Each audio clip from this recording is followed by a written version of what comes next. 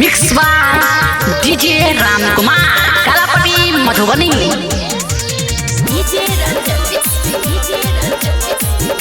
Mix by DJ Ramkumar Kalapati Madhubani.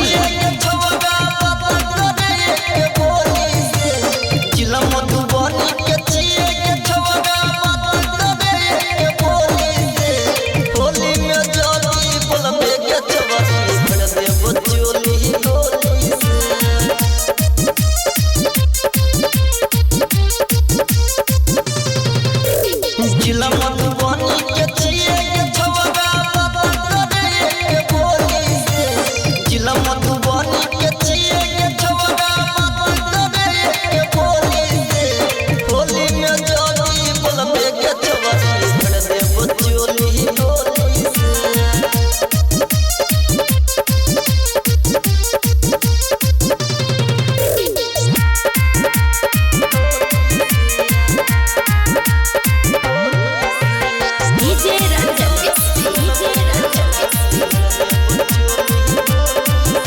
के छिए रंगदार कर छी रंगदारी ने छोड़ी तू जिला मधुबनी के छोरा के नाम चलई छे जाके पूछे कोनो जिला के छिए रंगदार कर छी रंगदारी ने छोड़ी तू जिला मधुबनी के छोरा के नाम चलई छे जाके पूछे कोनो जिला तोरा दे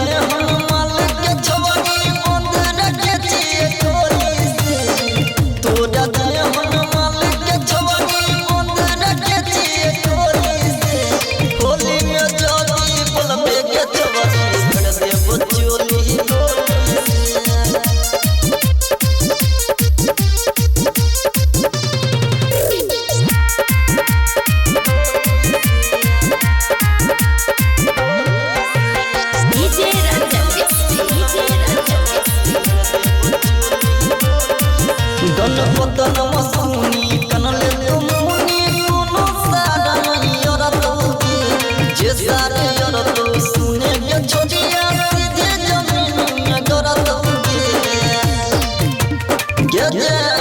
गन पतन मसूनी कनले तुमुनी कोनो सारा mix by DJ Ramkumar Kalapati Madhubani.